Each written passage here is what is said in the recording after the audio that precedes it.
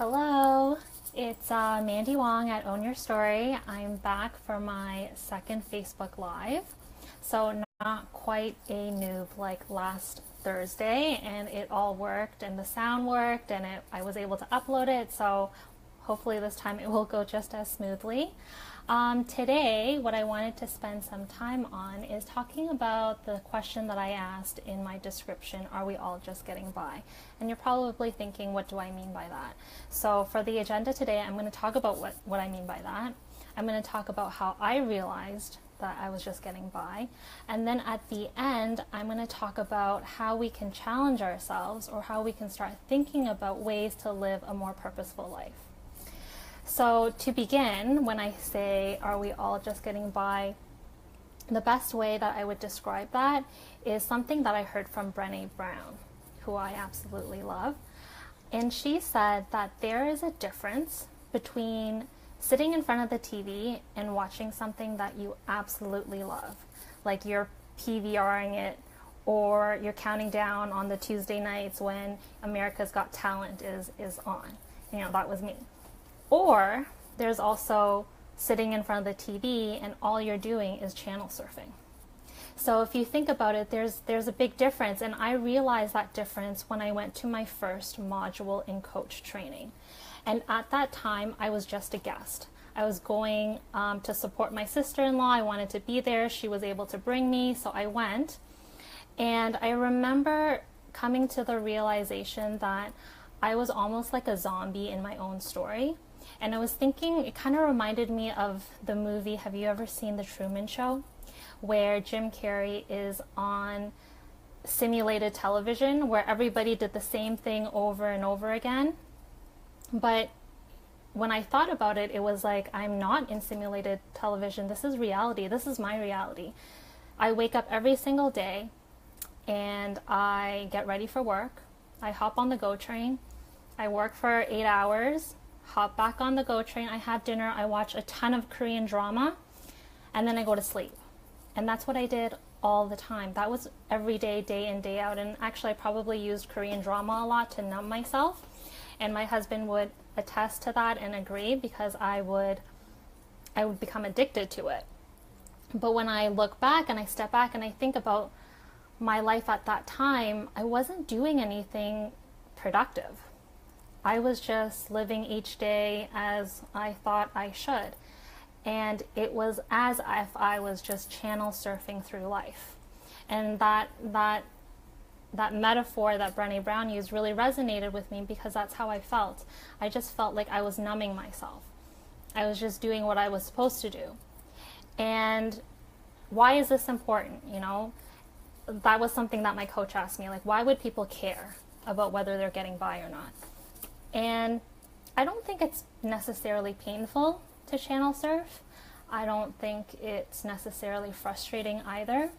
But I do think that it is numbing. And I think that we do it just for the sake of doing it and for no other reason other than that. And it doesn't light us up. It doesn't get us excited. It doesn't bring us passion. Not the same way as if we were PVRing like our favorite show. And so what I realized through coach training, and there was something that my trainer said too at that time that really resonated with me, she was saying, I decided that I wanted to wake up each morning with the mindset of, I want to. Not I have to wake up because I have to put food on the table. Not I need to do this in order for me to have a roof over my head. I wanted each day to be purposeful, with intention, and with the idea of, I want to do this. And so it got me thinking. And actually it got me thinking to the point where I was thinking about, what did my life look like before I was in this routine? And I was remembering how I used to blog.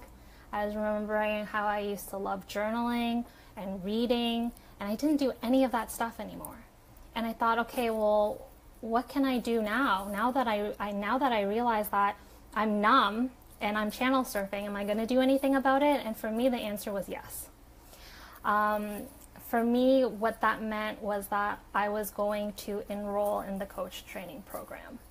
I decided I was going to take that leap of faith, Because up until that point, I actually was pretending that I didn't like the coach training. As in, I was telling people at work, like, oh my God, my sister-in-law asked me to go. I'm just doing there to support her.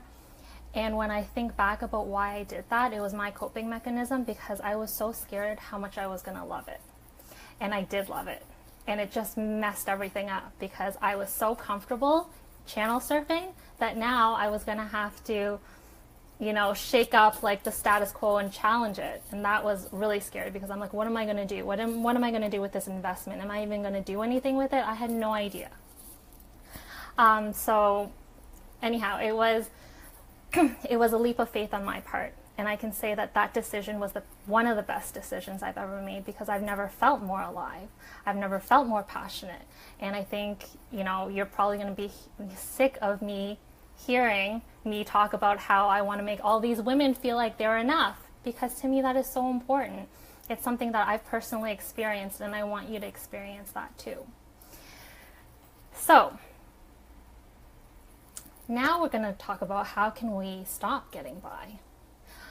The first step is to be honest with yourself. And I know it sounds so simple, but sometimes we're just not honest with ourselves. We rationalize, we don't think anything's wrong, we think everything is great. Why wouldn't, you know, for me it's like, why would I even, I mean, I work for a crown corporation. Why would I even want to mess that up for myself? Why would I mean, my life was set. Like, why would I want to like shake that up? And so for me, I had to be really honest about, what do I really want? What really makes me happy? And am I waking every morning with the mentality of, I have to do this? And if the answer is yes, then how can I change that? So the first step is even just acknowledging that it's something that you want to change, and that maybe you are channel surfing, and that's totally okay. And so it's like, do you want to do anything about it? The second step is to find your passion. And that's not always the easiest thing to do. But one question that I asked myself, and it really, really helped me, was, what do I love so much that I would do for free? And I was thinking about that. And I mean, throughout the whole coaching program or progress, I realized that coaching is something that I love so much, I would want to do it for free. And so I'm like, okay, great. There's passion there. And when I'm asking the question, what would you do for free? I'm putting the disclaimer out there. I'm not saying, you know, quit your day job tomorrow. I'm not saying whether it's realistic or it's feasible. I'm just asking you to think about that question. Because it doesn't necessarily mean that you have to quit your day job. It could just be a new additional hobby that you take on. It could be about allotting some self-care for you to do that thing that you're super passionate about. So this is not a commitment for you to say, I'm going to change everything in my life to accommodate something that I'm passionate about, but I want you to start thinking about what that could be. And then the third thing is to talk about it. Choose somebody that you trust, that you can share this with, because sometimes you just keep it inside and all that becomes is a pipe dream. So talking it out with somebody that would support you, somebody that you believe would support you, is one of the best ways. And of course, I'm going to be biased because I'm a coach, so I'm going to say, talk to a coach, book a discovery call. We can explore together what brings passion in your life. So that's definitely a third option if you're willing to take it. That's pretty much it for the video, but I really would love for you to comment below and tell me what you would love to do for free. What you love so much that you would do for free. I'm so interested in hearing your answers.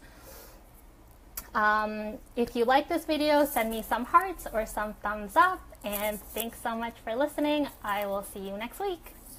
Bye.